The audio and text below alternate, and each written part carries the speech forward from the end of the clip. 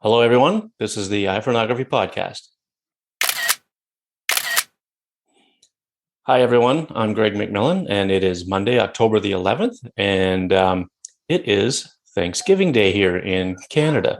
So happy Thanksgiving to all the Canadian listeners and watchers. I'd like to start off by just doing a little bit of an update or State of the Union or whatever you want to call it for the show. Just because things have been, evolving. Of course, as you know, there has been some changes, and it's going to continue to change as time goes on, I think. Um, we started out with just an audio only show, but with the addition of the YouTube channel, and we did that because, we talk about stuff. We're talking about a visual medium here in photography. So I thought, well, it's better to show you what we're talking about than it is just to try to explain it verbally. So, well, with the addition of the YouTube channel, I've decided to change the name of the whole thing to the iPhoneography Podcast Network. That way, the YouTube channel is part of it, the audio podcast is part of it, and it kind of opens the door for future things, like future content down the road, whether it's more different shows or what. But if somebody approaches me and has an idea for something that would fit the network, there's that possibility. So that's why I changed it to the iPhoneography Podcast Network. So I hope that clears up any confusion that that might have come about when viewing the stuff on audio or video. So because it's Thanksgiving, I have a few thanks I want to pass out. First of all, I want to thank you, the listeners and the viewers. If it wasn't for you, this wouldn't even be possible. I wouldn't even be here. And, I would probably be pretty bored. So, thanks for listening and for tuning in. It's appreciated more than you know.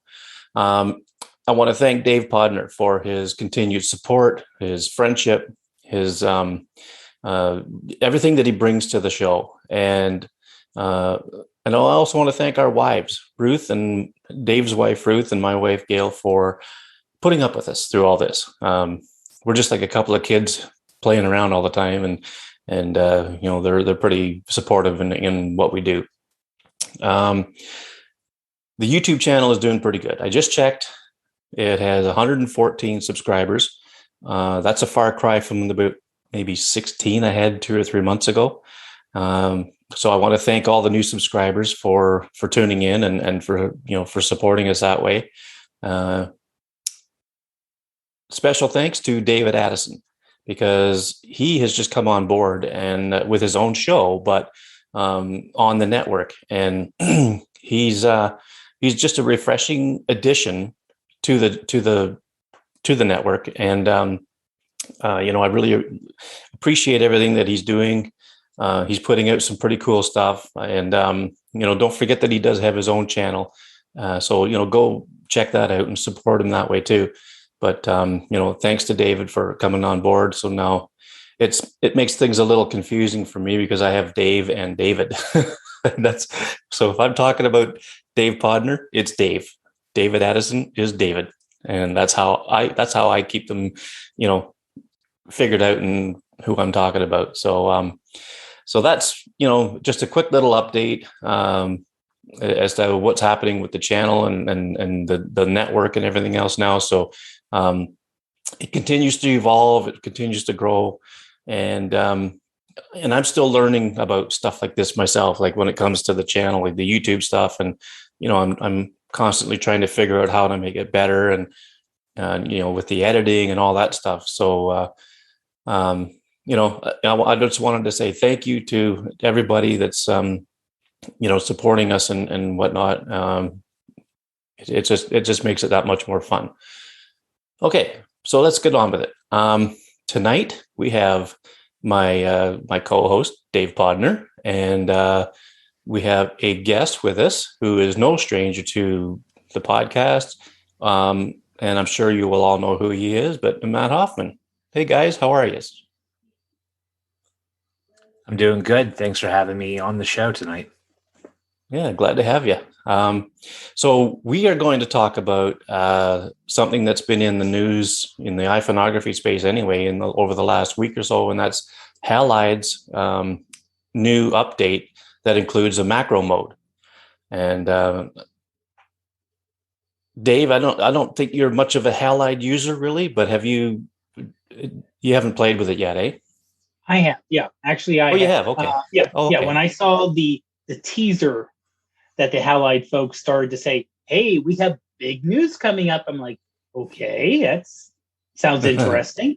I did the 7-day free trial, Oh, okay. so and Super. that is yeah. So that is one thing to mention is Halide is a paid subscription only app. It's a reasonable price though. I think it's $12 a year for the US, or you can just buy it outright for I think like $20 to $30 somewhere around there. Yeah, and then you get Uh, like free upgrades for life or whatever. Yeah. right. So I just did the 1 week free or one. Yeah, I think it's like 1 week free trial if you sign up for a month, just to give Okay, it a cool. try out. Yeah. So yeah, I tried it a little bit. My problem with Halide is the same problem I have with every manual type app. I it's what's the term I'm looking for here? Basically, I'm paralyzed by options. Oh, The yeah. fact Okay. that you can, oh, I can adjust this and I can adjust this and I can do this and I can move this over here and I can move this with, and all of a sudden I'm making 15 different adjustments and it's not turning out as good as it did before I made the adjustment. So I Yeah. know it's just a matter of the learning curve and getting used to, instead of doing the automated and laying the, making making minor tweaks here and there, where how I can give you a lot of different options. And they have some really great tutorials, which I have not taken the time to actually do. But yeah, that's why really I haven't played with it much. I have tried it out with some of the macro mode. So I have tried Okay. some of that out and tried to do that comparing to my normal fallback for macro camera plus two. Hmm. Unfortunately, listeners and viewers know that I have an iPhone 13 Pro on order, and not yet. We're assuming sometime next week, per Apple and their little delivery little chart. So hopefully by the time the next podcast comes out, I will have the 13 Pro and be able to play with their built-in macro feature in addition to the Halide and the Camera Plus 2, and do a kind of a comparison between all of them. Yeah. Yeah. That'll be interesting. So Matt, I texted you last week and asked you if you were interested in coming on to talk about this. And at that time, you didn't realize there was an update, but then you put it in. And so over the weekend, any first impressions? Um, I don't know what to say about it, honestly. So at first, like when I saw you say something, and I guess I'm really like out of tune. I haven't been on too much on social media and stuff, so I missed their little teases and whatnot. But in any case, I thought there was going to be like something about it that like only Halide could bring. Like they figured out a way to shoot in macro and have the output be like raw or pro raw or something like that. So I got really excited about it for that, right? And unfortunately, that's not really what it does. It really kind of behaves essentially like Camera Plus 2. Um, so I played with it this weekend, and I'll show some pictures in a little bit here or whatever. What I should have done if I was thinking about this more, I should have taken a shot with Halide and then taken a shot with Camera Plus 2. The same shot to compare them. I didn't do that. I just had like Halide on and just snapped away, a whole bunch of flowers and bugs and stuff, and had fun with it. I will say, so I've never been disappointed with Camera Plus 2 and the results that I've gotten from it. I've always been impressed with it. But looking at what I was able to capture with Halide, like the magnification's the same, right? It's the exact same macro ratio or whatever as you would get, with Camera Plus 2. So it's not doing anything different there. But man, the pictures look great. They look really, really good. Like the the bokeh or depth of field. Let's call it depth of field. It's not really bokeh. Mm-hmm. Yeah. Depth of field it's a really nice transition. It doesn't look artificial. It doesn't look like computational or anything like that. It looks very natural. And then the in focus part. I mean, I'm just pretty amazed with the amount of detail that it's capturing. So I have a feeling that Camera Plus 2 very shortly will not be on my phone anymore because I didn't use it other than for macro mode. Halide has a place in my home row on my phone. Yeah. So if it can do as good or better than Camera Plus 2, then why do I need Camera Plus 2? Sorry, Camera Plus 2. But Yeah. so yeah, I do like it. I thought the results I got were I'll show you the pictures. They're not like the most amazing pictures you've ever seen by any stretch. They're more just like, let me find some things that make sense to take pictures of in macro mode, and flowers and bugs. Yeah, sure. Let's have a look. All right, let's do. Let me share my screen here, and let's see here. All neat. Right. Okay, can you guys see this? Yep. You guys see the pink flowers? Yeah. Yep. Okay, cool. All right. So on this shot, these flowers are not real big, and on this particular shot, I was really more just testing, like, how close can I get? And I think I could have gotten actually a little tiny bit closer. In fact, I did, but the wind started blowing like crazy. So the shot was blurry, but it was from movement, not from, being too close. But let me move on to the next picture, because I feel like this one, for some reason, this one really kind of knocks my socks off with like the amount of detail and like how sharp it is. And I should note too that all these pictures I'm going to show you, none of them are edited or cropped or anything. These are just straight out of straight out of the camera or whatever. But I just feel like there's a really nice amount of detail in that shot, and it's really sharp.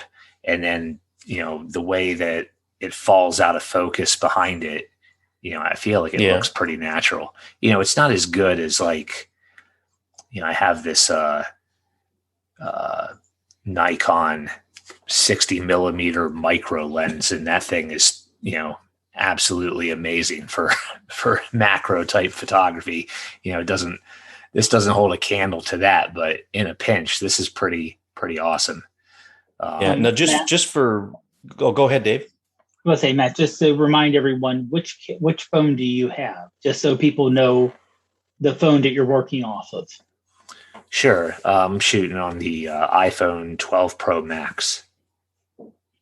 And I was going to say, could you give us an idea of how big that flower is, or, when you took it there? Like, would it be like here? I don't know. Like in your part of the world, it's probably like 2.5 centimeters across.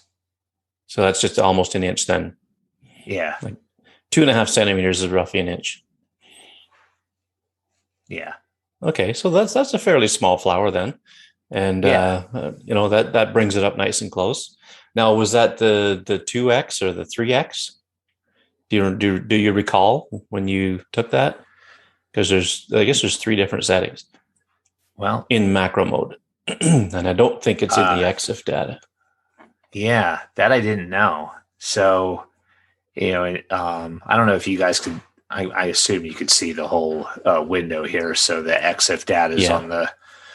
on the right side of the screen there, and it's showing a focal length of 5.1 millimeters, um, which I honestly don't know how it got to that. Yeah. I'm So not sure. I don't know how it's doing what it's doing, but Yeah. Okay. it's showing a F number of 1.6. So I don't know if you guys know which lens it would be using based off of that. That's the wide, just the regular wide lens. So it's the Okay. one that's got the best aperture. It's the main camera lens, I guess, of the iPhone. Yeah. Okay. Yeah, it makes sense. Yeah, I also think that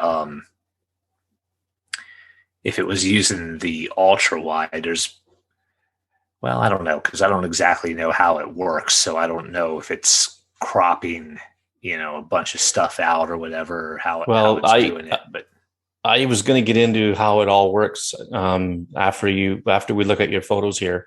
But okay. one thing I will say is that it always uses the wide camera. Oh, okay. All right. Well, that's good to know.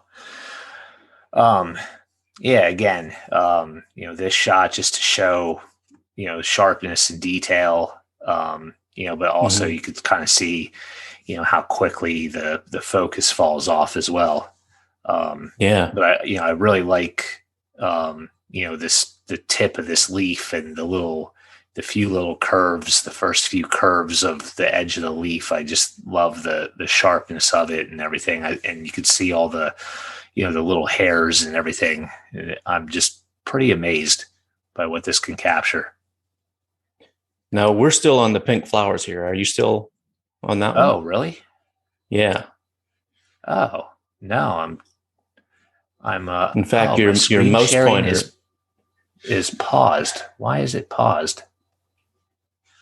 Resume share. Okay. I'm very sorry about that. Can Oh, you see it no now? worries. So can we go back to the white flowers then? There we go. Yeah. Oh, that's neat. That's what I've been talking about like almost the whole time is this picture. Oh, okay. We were still on the pink one. At least I was. I don't know what you, Dave. Yeah. Yeah, I don't know. I'm not Well, sure I what was happened also there. on the pink flowers, and I was like, well, I can see where the focus kind of falls off, like you were saying, but Yeah, I yeah. don't see. I'm looking, missing the green part here. Maybe I'm just looking in the wrong part of the picture. I'm not sure. No, I no, it's all apologize. good. We're caught up I now. don't know what happened there. Cool. But yeah, that Um, focus fall off is really neat. yeah, I think it looks, it looks really good. It's not like I don't know, it's not like smudgy or weird. It looks It almost acceptable looks for what natural. it is. Yeah. Yeah. And then Okay, this is the cool. one I was just talking about with the leaf, again to Yeah. kind of show off, how sharp it is and again, as we kind of move back the leaf, the focus fall off and everything. But I love, the little hairs that it was able to capture and Yeah. Yeah. there's just a ton of detail. And again, I didn't do anything to these, so they're not sharpened or Hmm. there's no structure or anything like that applied. So now this one here, this one I really like. You do see purple flowers, right? Yeah. Yeah. Okay, good. Yeah. Yep. And you know what? This exact flower is one of the first things I took a picture of when I got my iPhone 6S, and they had that deep trench isolation between the pixels, and it made it so sharp. I was so impressed with it, but I digress. But yeah, I mean, this is with a flower like this, with the petals that are so small and thin, it's a good way to see how clear this, Halide gets these things when there's such fine detail in even the petals, let alone the center of the flower. Yeah, and another thing, if people are thinking like, geez, I really want to try this macro stuff. I mean, we've talked about macro a million times on this show and Tiny Shutter and everything, but Mm-hmm. flowers are obviously, they're fun to shoot in macro, and flowers like this in particular, where you have all those little stamen in the middle, the parts with the pollen on them.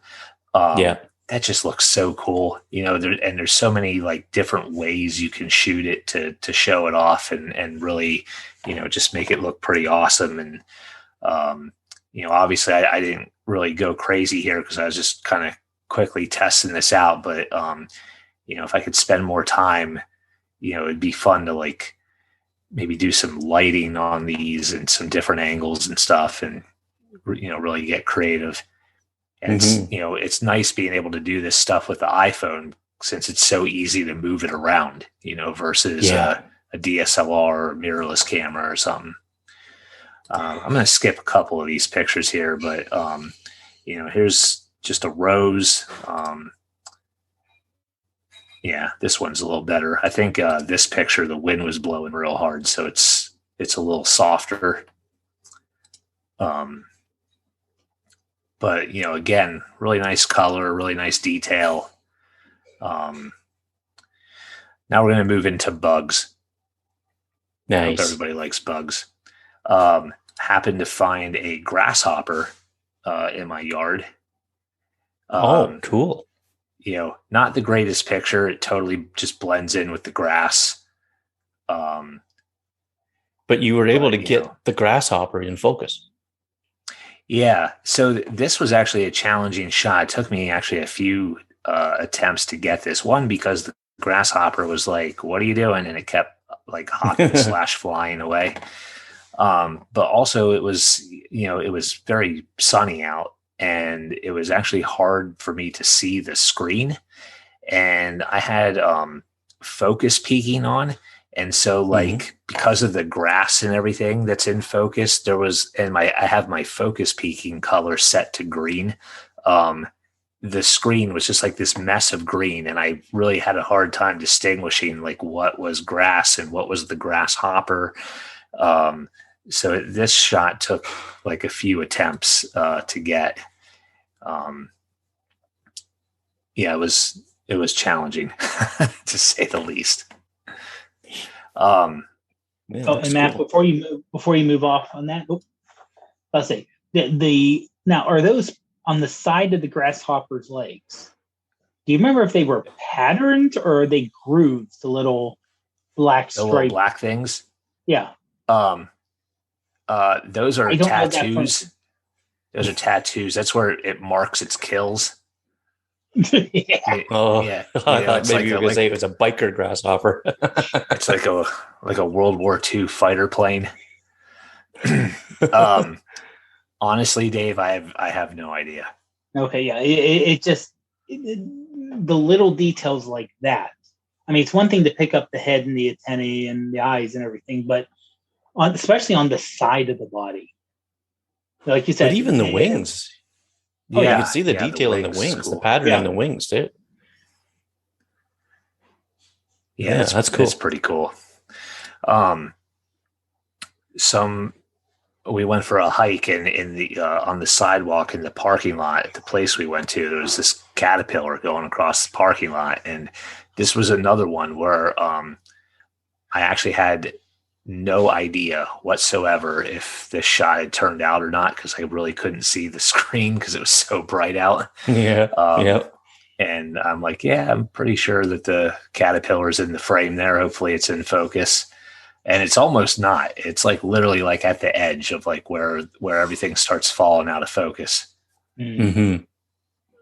Yeah, that's the one thing I noticed when playing around with it, that the slightest movement of the phone really amplifies the movement or exaggerates the movement on the screen.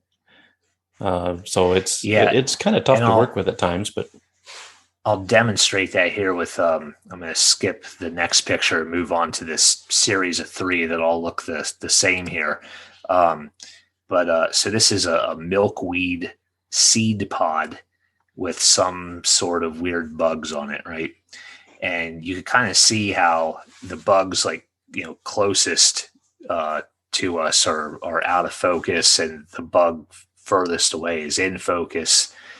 Mm-hmm. It's such a narrow slice of focus, like when you're shooting macro, and the seed pod is angled from right to left, like moving away from you, right in this frame. Okay, so that in a way it like narrows the focus even more, and I kind of realized that, so I moved slightly, and like in this shot, you could kind of see like the bugs as a whole are more in focus, but still not perfect. So then I think in this shot, I moved ever so slightly a little bit more. And this time I got pretty much all the bugs in focus. Yeah. Yeah. It looks good. Yeah. Well, it looks gross is what it looks like, but it's all in focus. Excuse me. Yeah. Well, I mean, yeah, a lot of bugs do look gross, but interesting, good find. I mean, just spotting that alone was probably a bit of a challenge, but no, I think you nailed it on the third shot by just adjusting your angle and getting them all, in pretty decent focus anyway. Yeah. One last shot here, and I have to credit my son with finding this. Found this cool spot. So actually, we found it like this. So this is the top of the spider, this weird light yellow part. And at first we thought it was dead. It was just kind of like on this piece of grass, but its web was there, like kind of behind it, sort of. And I took this picture, and then I pretty much just wanted to run away because I don't like spiders. And I think my wife was like flicking the piece of grass to see if the spider would move, because we actually didn't know if it was alive or dead. And we thought it moved, but we weren't real sure. So then I was like, let's just leave it alone and keep hiking. I hate spiders. So we ended up coming back by it, like probably almost an hour later, and it had moved to the center of its web, and it caught something and was spinning it up here. Oh, so that's neat. The black with the yellow pattern, that's its belly pretty much. Mm-hmm. And then it's got, I don't know, some kind of bug it's wrapping up in its spider web of death. Yeah. Oh, but I mean, this was a reasonable sized spider, probably literally about as big as it appears in this picture. Oh, really?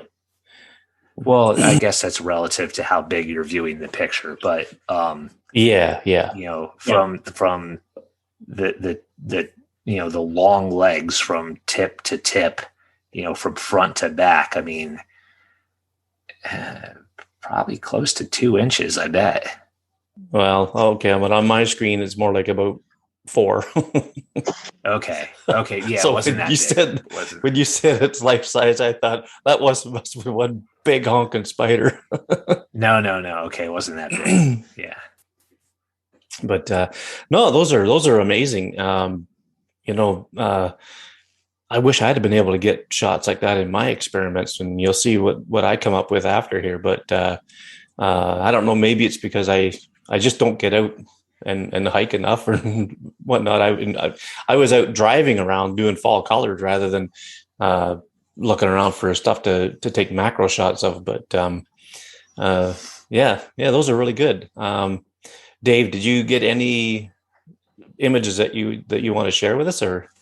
Not really. No, there was just because of my getting around is kind of limited.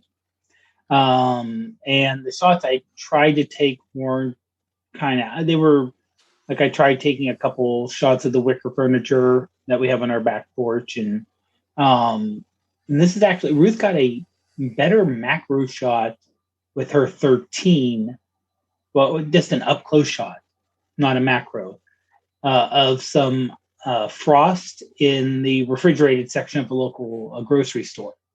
Oh, really? Where it actually crystallized up. But it actually, hers turned out better than mine did with the trying the macro feature. Mm-hmm. So, and of course, that's just, I know the 13, even the main 13 non-pro camera is still significantly better than what my 10 is. So again, when you have a bigger camera with much better light sensing, it makes and just a bigger sensor, it makes a big difference versus even if with software help. Yeah. Yeah. Okay. It's Well, so before I crazy get to, oh, go sorry. ahead. No, go ahead. I was just gonna say it's so crazy to hear Dave say how much better the 13 camera is versus the 10. Do you remember when the 10 came out? I was like the first of us to get it, and like I went out and took some shots. I like went up in like a fire tower and was like shooting pictures, like looking down at my car and stuff, and I like texted them to all you guys, and we were just like wowed and amazed at like the level of detail and stuff from the iPhone 10. I think it's still a great phone. I'm going to go out on a limb and say, we'll see how the 12 Pro Max is, over the course of the time I have it. But the 10 might be the best phone that Apple has made so far in terms of like how it holds up over time. Like I don't like, I got this because I wanted to, not because I needed to, right? I felt, like I had the 10 for 3 years, and I just, I kind of wanted the bigger, well, not kind of, I did want the bigger phone and was curious about, some of the newer features and everything. But honestly, the 10 was still ticking all the right boxes for me and really going strong. So, I would love to see that comparison, Dave. Honestly, I would love to see, a shot from your iPhone 10 and a shot from, Ruth's iPhone 13. Since I'm zooming from the phone here, let me see if I can do that. See, I don't know. Okay, let me do photos. Okay, allow access all photos. Hopefully I haven't crashed or killed anything yet. No, not yet. Okay, so let me do that, and that one. Done. Okay, we go sideways and okay. So, okay, can you guys see that okay? Yeah.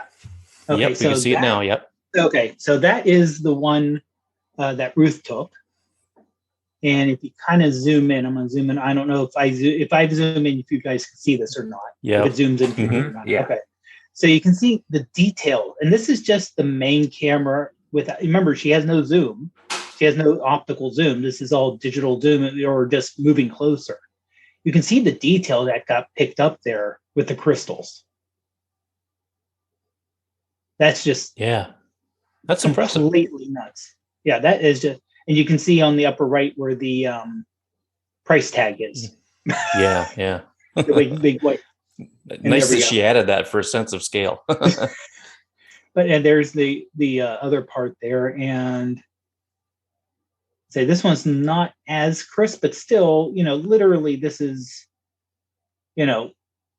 just opening up the door and then seeing this and just whipping out the phone, taking a picture. And this was mine, and you can see it's not horrible bad, but you can still see the crystal detail, but the difference between this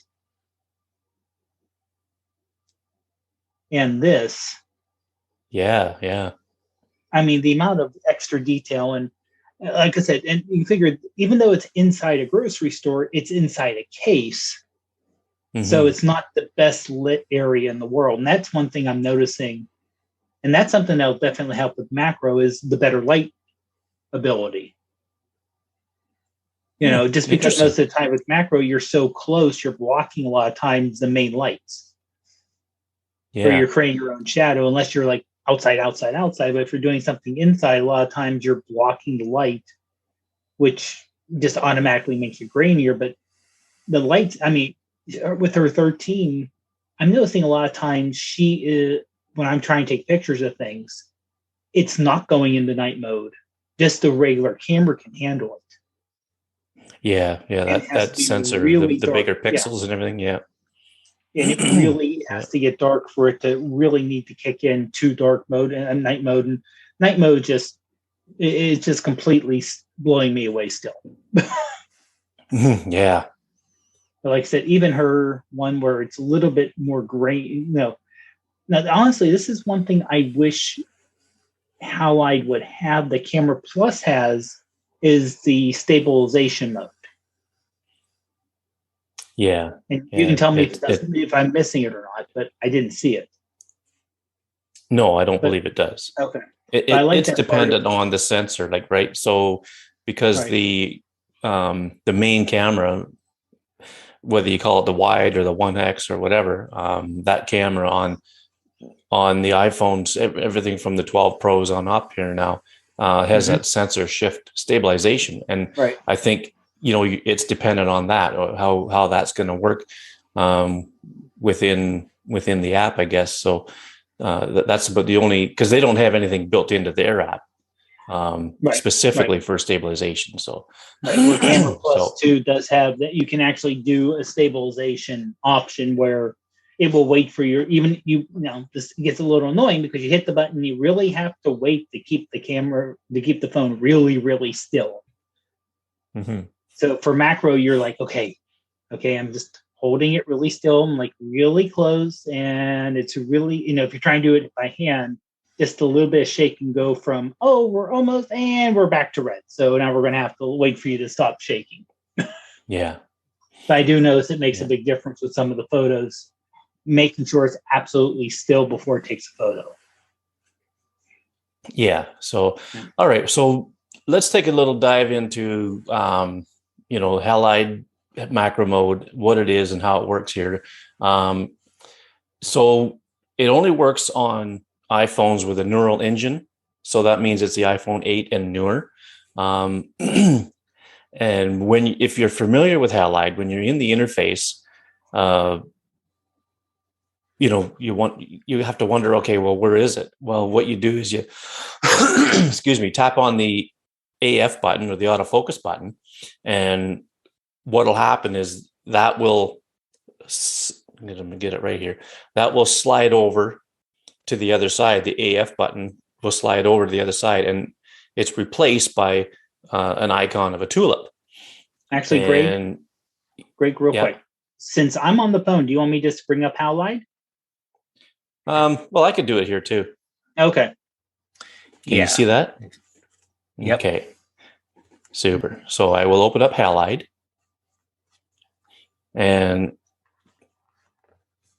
it's on the 2.5 times camera right now. There's just the regular 1X camera.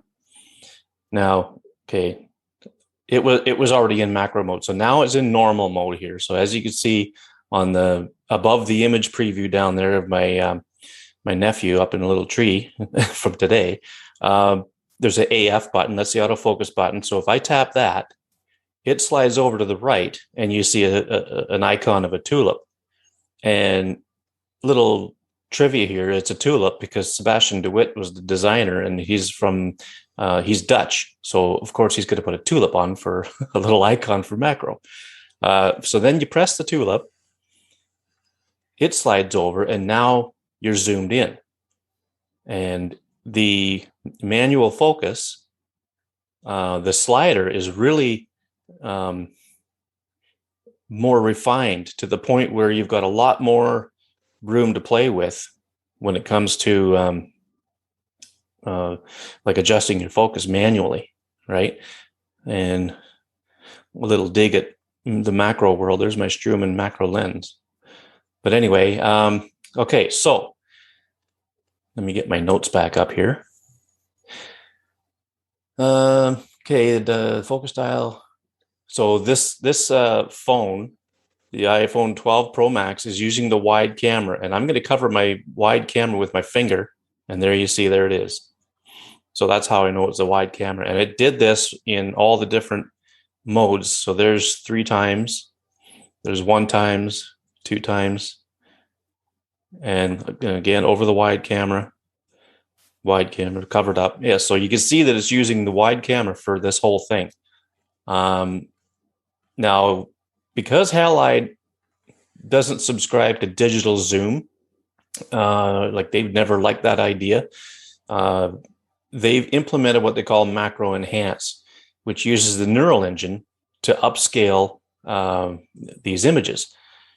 And with macro enhance, and I'm going to sound like I'm reading this because I am, they managed to maintain detailed contours at 2 and 3 times the scale. So that's that 1 times, 2 times, and 3 times.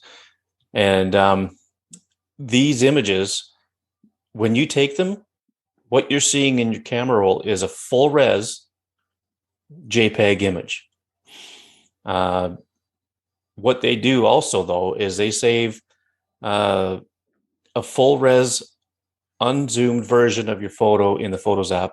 You won't see it right away, but if you go to the macro image in the camera roll and tap edit and then revert, what you'll see is it gives you the original image. So if I took a picture of this lens like this, and then close that and go to my camera roll. Now it takes it a bit to go from Halide into the camera roll. Open it up again, and it's making a fool out of me.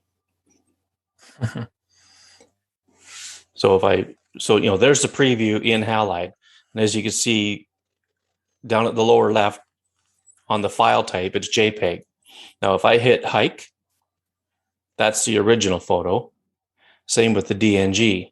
It shows the original file there. But the JPEG that it gives you for the macro shot, it shows it closer up.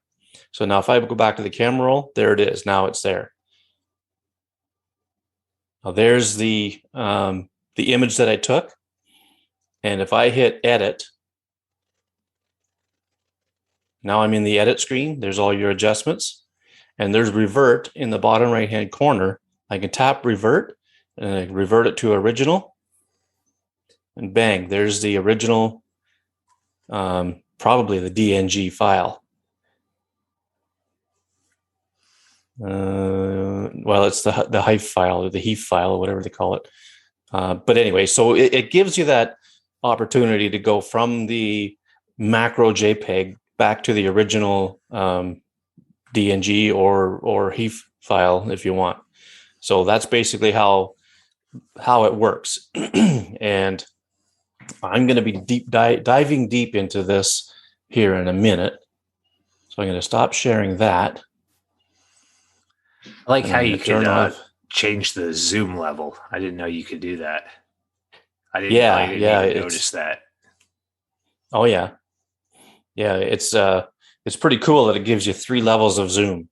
Because now I'm going to go out and play with it again because I think, it could get so much closer. Yeah. Oh yeah, for sure. Now, so when I was testing this, I was kind of restricted to doing it from my lazy boy. And I'll tell you why. Because my dog decided she wanted to take a nap on my lap and I couldn't move. So what do you do when your dog's sleeping on your lap and you want to test out Halide macro? You start taking pictures of the dog's fur and her little face and things like that. So I said that to show you this. And let me make this window a little bigger before I share it. Okay, and I've even gone so far as to label these. There, you should be able to see my window there with the dog.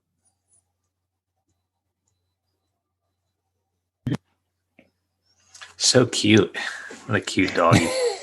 So peaceful.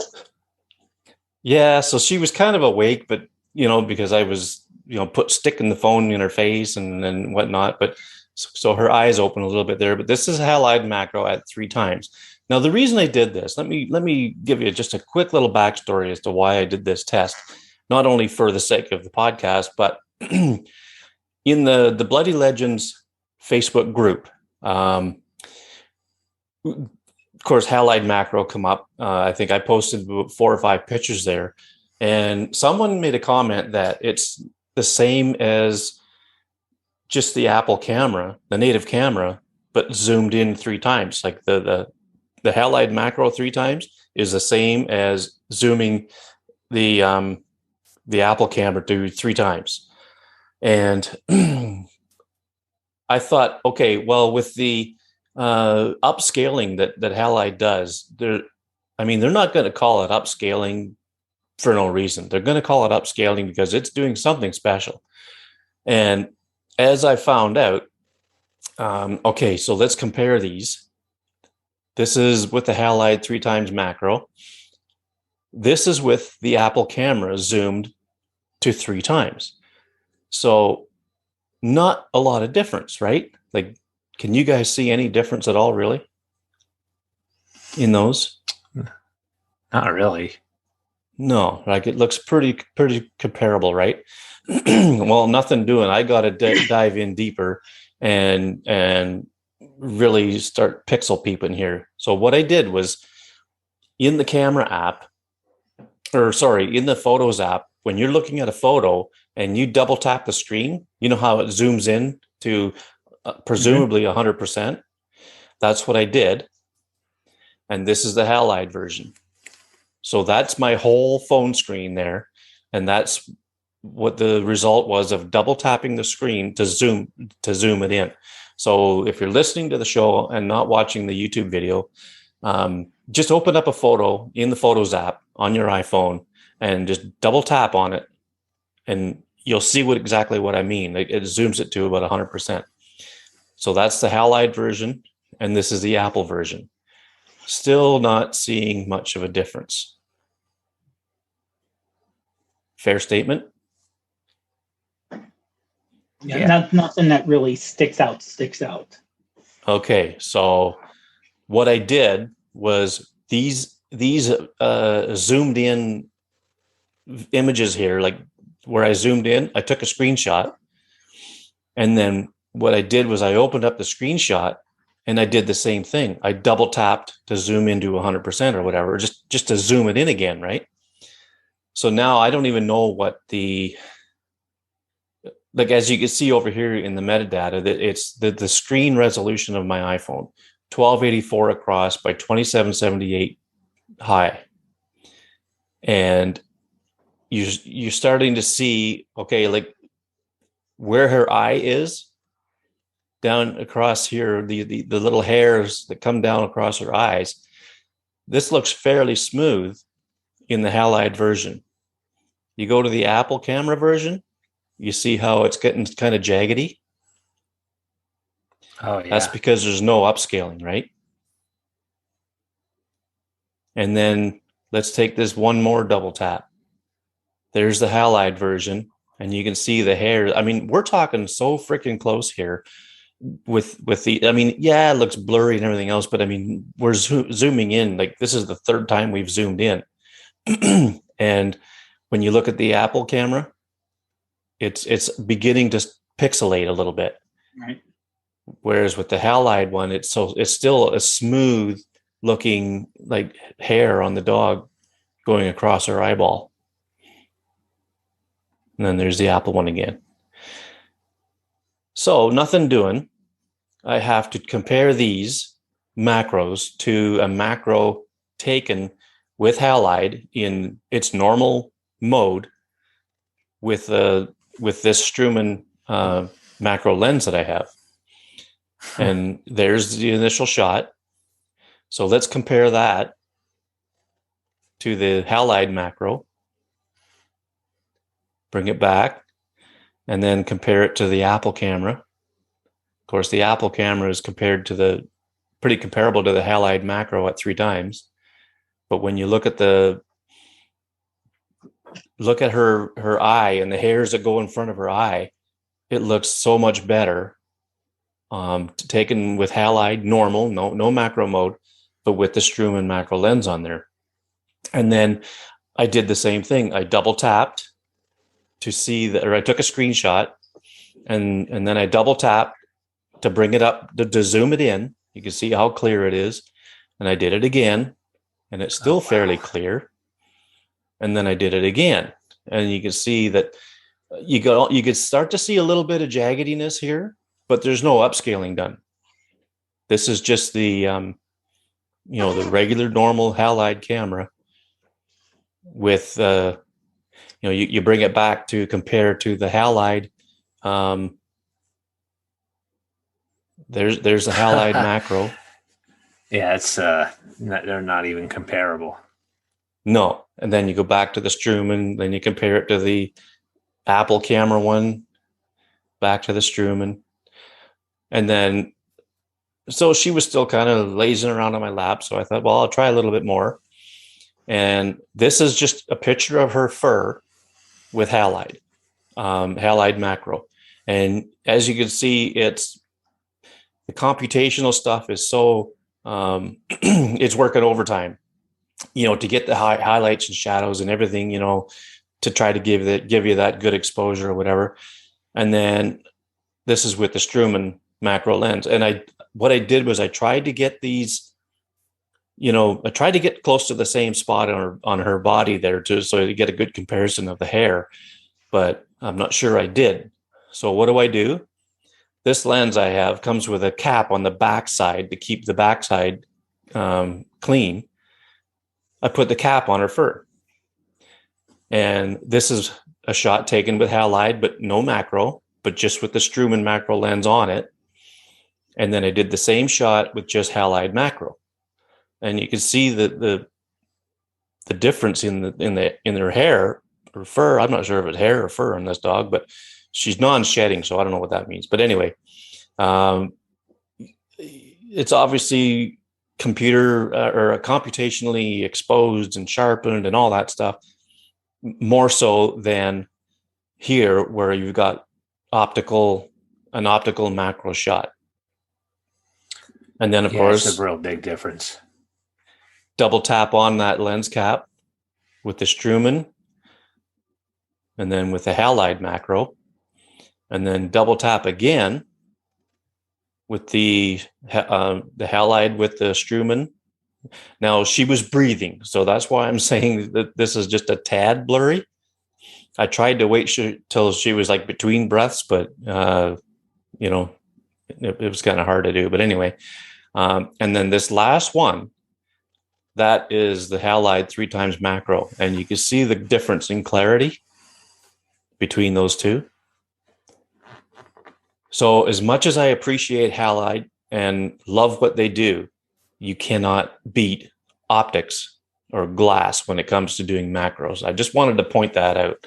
The macro shots that halide produces, they're pretty darn impressive. Like Matt's, your shots were way better than this example here, because they were, real world examples, and they were, of flowers and really good things to get macro shots of. And, but I wanted to illustrate the difference between the halide macro with the upscaling and what the Apple camera does. And it's just not the same. I mean, it's just proof in the pudding that halide's macro is better than zooming on the Apple camera. and then I also wanted to illustrate, you just can't beat what you're going to get from a macro lens, whether it's this Struman or Moment or Sandmark or Olloclip or any of those other ones out there that have good glass in them. I mean, I really love this one. I haven't had my Moment out since I've got this lens, but you can't beat glass. So, I'll say that till the cows come home. So that's my kind of deep dive review on the halide macro. Now, what I wanted to add one thing. Now, David, two things here. David Addison on his own channel reviewed halide macro, and he does a pretty good review. And when so the focus peaking, the green that you're talking about, Matt, it's upscaled as well. So it makes it kind of difficult to get that focus exactly where you want it, especially when you're doing the 3x. The one times it's not so bad, but that's something that to keep in mind, is that when you're using the focus peaking, now focus peaking works kind of automatically as soon as you start moving that focus, the scale, as soon as you touch that and start moving it, the focus peaking comes on and shows you the parts that are in focus and whatnot. And as soon as you let go, it goes out. Now, I'm not sure if that can be turned on or off or whatever, but actually, yes, it can be turned off. And you could use autofocus with this too. Just tap on the screen and it'll focus for you. But yeah, so I wanted to mention that too about when you're using the focus peaking, if you're used to seeing it really nice, fine, thin lines, when you're in this mode, that focus peaking gets upscaled as well. So something to be aware of. Now, before we go off, before we tie it off with Halide macro, I also wanted to mention that my good friend Don Komarechka, who is the macro king, in my opinion, now he does macro generally with his DSLR, but I wanted to show you an Instagram post that he put up. I believe it was earlier today. You should be able to see that, guys? This is done with an iPhone 13 Pro. No extra macro lenses, just a bit of cropping for the composition. So he also provided a behind the scenes shot. Now, when I first saw this, I thought, okay, maybe he used the macro feature of the iPhone 13 Pro, but no, he used Halide macro. And you can see in the camera here, in the photo, in the behind the scenes photo, that it is indeed Halide. And the first thing I noticed was that he had the macro mode enabled. So, and this little rig he's got, this platypod with all these little arms that come up. There's two of them holding little light cubes. He has another, looks like an LED panel further back. And then these two little things that are holding. He's got this rig just all decked out. It's a platypod rig. And, okay, just for the heck of it, I might as well say he's got in his, in his description here, he has a link for this little rig. And if you use a special coupon code, I'll put a link to this post in the show notes. But if you use a coupon code, you get 15% off, and he does not get anything for that.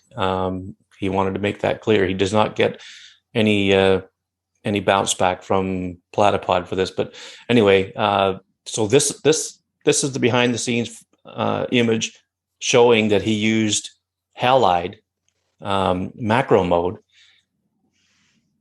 And then this is the image. But now, here's the thing. As soon as I saw this, I had to text him and I said, whoa, okay, I see you're using Halide macro for this shot. Well, what he did was, and let me get this text message up that he replied. He said he used the Halide app for manual focus, exposure, and focus peaking. And since the final image was from a raw DNG file, he didn't take advantage of their AI upscaling. He says, but I used Topaz Gigapixel AI as part of the editing process. So he used Halide to get the focus and the exposure and everything set. And then he just took the shot with the normal camera mode, or he may have taken the shot in macro mode, but in the end, he still gets a DNG file of the original scene, not zoomed in, like I showed you earlier with the lens on my desk.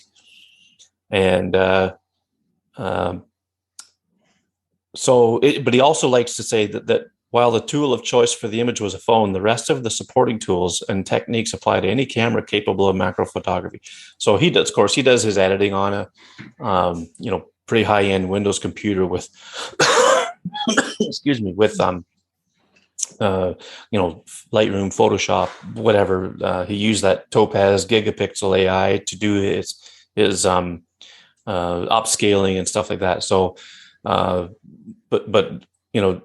Don doesn't mess around with macro because, while I'm talking about Don, his book is there's still some left. go get it. I told him I would plug it for him. He's moving to Bulgaria in a few weeks, and he can't take his inventory with him. Yeah, there you go, Matt. Too. Matt's got one, and so this is just so full of stuff. He's even got a section on mobile stuff. But he's moving to Bulgaria, and he can't take his inventory with him. So there's going to be a link in the show notes to his website where you can buy the book and take a look at it and see what you think. But it's really, really cool because the man's a genius. And so yeah, I wanted to show this because there's room in macro for just using halide for focusing and getting the exposure and everything else you want, and then going ahead and taking your DNG file and doing with it whatever you need to do to get your final image. And that's exactly what Don did there. So pretty cool stuff. So I think that covers everything with halide macro, unless you've got anything you want to add before we move on. No. And honestly, that makes sense when I was just playing with it and I was trying the different modes, and all of a sudden it zoomed out when I was on, it does, by default, it does the JPEG, and was like, well, why is it zooming out? It's not zooming out. I was seeing the actual non-zoomed in, I don't want to call it zoomed in, but the actual non-adjusted file. That's why it looked like it was zoomed out, which makes a lot more sense why it did what it did then.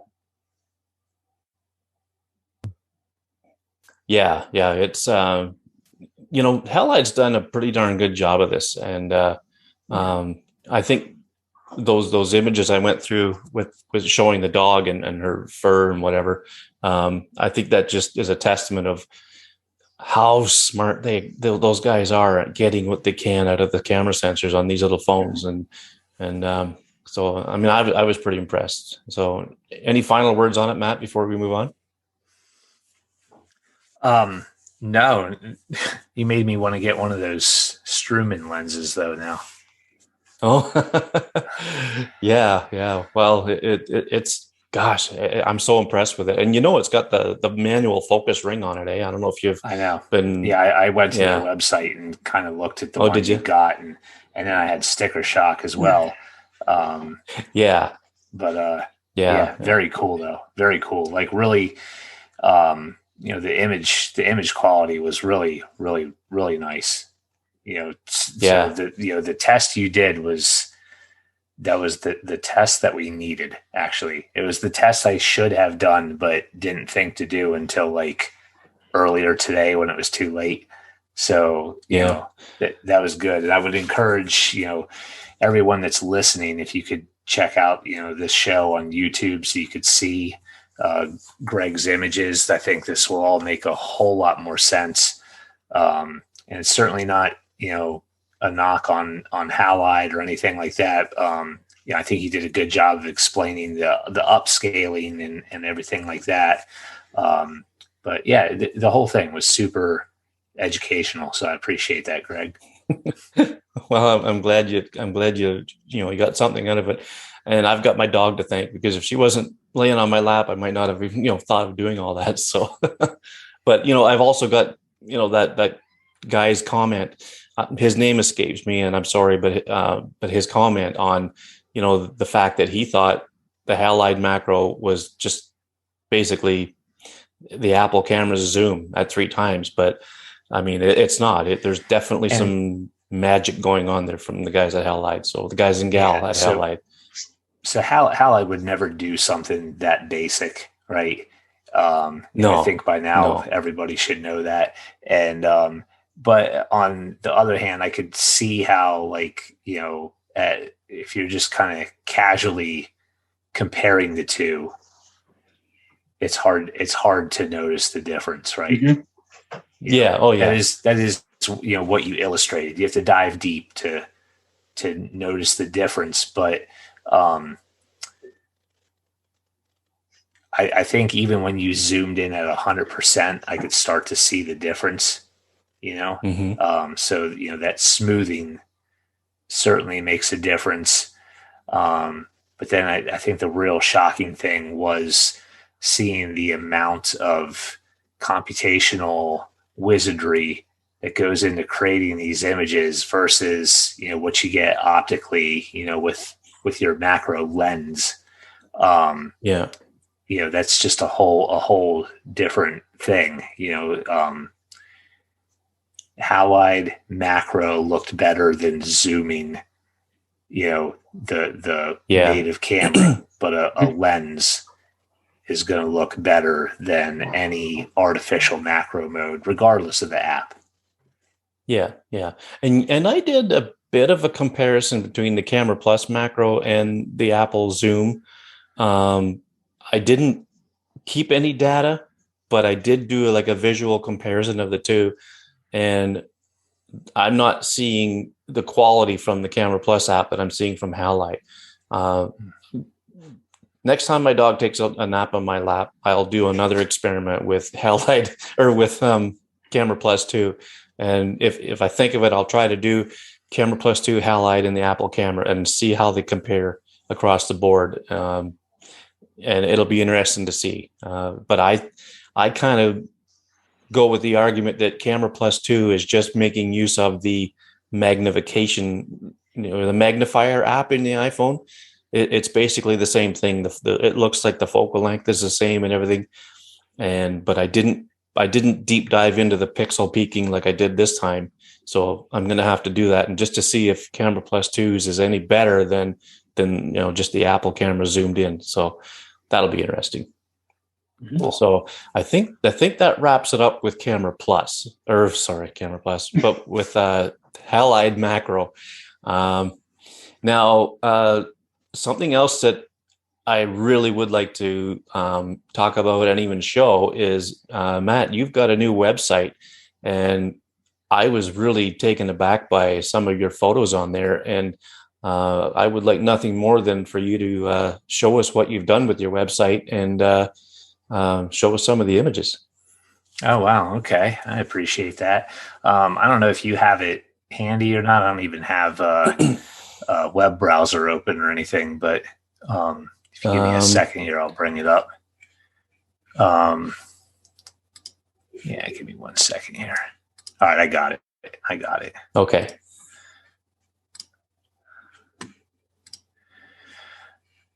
All right. There we go. Yeah, so I don't know. So this came about for like several reasons, like why I decided to make a website. We'll just call it a website for now, for ease of the conversation. I would like to sell my photos, right? So, and I'm not too picky on how. It could be prints, it could be digital licenses. But I also want to put a very minimal amount of work into doing it. So like years and years ago, I did the whole like coffee shop, like art gallery thing, and, it's a big chunk of money up front that you're spending getting prints made and, matting prints and framing and everything. And then, for me, it wasn't a good return on investment. And then I think I had a website in the past, but I don't know, just kind of let it fall by the wayside for whatever reason. And recently, well, maybe over the last like few years or whatever, I've been kind of selling a lot of licenses through oh, Dave, help me out. We get the pennies for licensing pictures. I am. Thank you. So I used to be all about I think on like Tiny Shutter, I always used to say like, you could, I'm M Hoffman Photo on IM. I haven't actually been on IM in like Lord knows how long. I haven't uploaded anything to that app in like forever. But there's one particular image I have that like it licenses over and over and over again.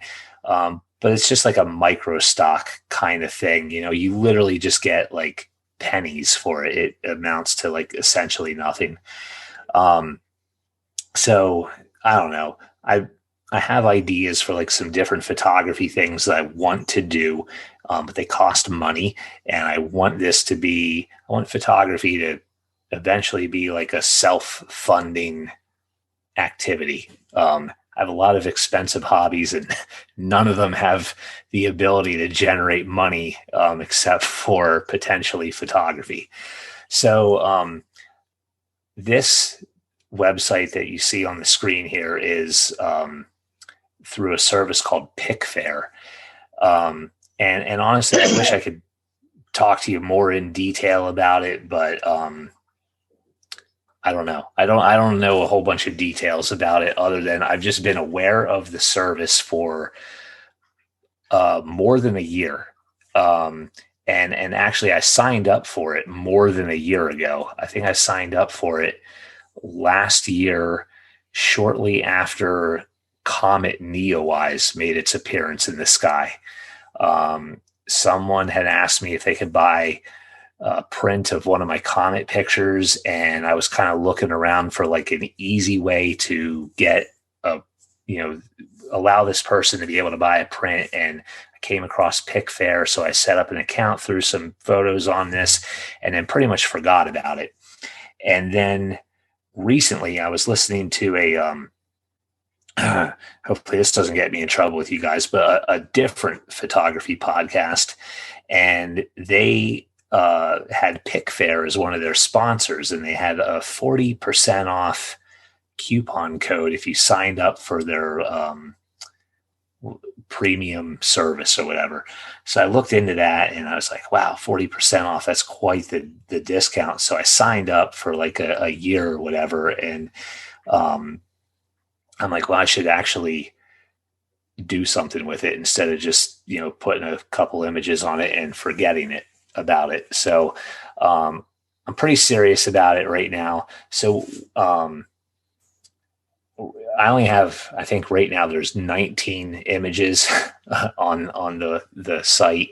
And this is going to be a ever evolving project, especially over the next few months here. I intend to dedicate a lot of time to it, adding photos to it, and kind of setting up like albums that are different themes and stuff. So I'll just show you. So like I have it set up right now that when you go to the website, there is a splash page that is just like a single image and this M. Hoffman photo logo thing that I made here. But then when you click through that, it brings you to this page you see here. But you can view albums, and right now I only have two albums on here, but my intention is to add a lot more. I have a lot of ideas for different themes and stuff, and once I have more albums, I may change it to where when you come to the page, you see albums first, because it'll be easier for people to find what they're looking for, I think, if they could kind of narrow stuff down that way. And then there's like a search thing, which you can type in like keywords or like tags or something. So like actually all these photos have at least 5 tags because it's mandatory when you're uploading them. So you have to put tags in, as to like what the photo is, so people could potentially find it, if they come looking for a photo or whatever. So, yeah. So right now it's mostly wildlife, a few wildlife pictures. I have a whole bunch more that I want to get on here. And then I kind of started out with a lot of autumn, fall color stuff because that's the season we're in right now. And I'm kind of thinking like, hey, maybe people are in that mood and, might want a print of like, some fall foliage or whatever. This kind of gives me a way too to kind of show off some photography that like never made it to like Instagram or anything like that, because Instagram didn't exist when I took the pictures. And there's no reason that just because they're older pictures that they should just never see the light of day, So there's a few on here. Greg, I don't know if you see my mouse, but am I hovering over the one Yeah. that's your favorite? No, down one and to the right. This one. Yep. Okay. So, this photo in particular was shot probably in like 2007, 2006, maybe, out in Arizona. So like, my intentions are to have photos from, the Southwest, from my time in New England. Obviously there will be a lot of Ohio because that's where I live. Just all over, but it's all going to fit themes and stuff like that, and hopefully be nice pictures that people would want to buy to hopefully hang on their walls and stuff. But Greg, you had mentioned that this photo in particular was like one of your favorites that you've ever seen from me. Yeah, definitely. This was taken. I'll just tell you quickly about this picture, and then we could kind of move on from my website here. But this was taken in a small mountain range called the Galero Mountains. It's a little bit east of Tucson, Arizona, and there's a canyon. Oh gosh. Well, I think it's just called Ash Creek, but there might be another name for it. A canyon that just has all these like deciduous trees in it, so the yellow, the trees with the white trunks are aspen trees. The reddish orange leaves are some sort of maple, if I'm not mistaken. And it's just this little grove of, deciduous trees that just get absolutely spectacular fall color. And it's one of the few places I would say in Arizona where you get kind of like multicolored fall leaves. Like there's other areas of Arizona that have a lot of aspens and you get, they all turn gold and it looks real pretty. But this is one of the only areas in the state that I've seen that has like the maples with the reds and the oranges and stuff. And like my wife and I had gone there several times, and it's just amazing. So, that picture was shot there. This picture was shot there. Let's see here. And there's one other on here, which is from there, which is this photo as well. Oh yeah. Yeah, those are cool. Yeah. I love autumn pictures, and yeah, it's really was an amazing place. So, yeah, but I really thank you for letting me show this off for a minute. oh yeah, for sure. I mean, yeah, it's just some of these are like, they're all fantastic.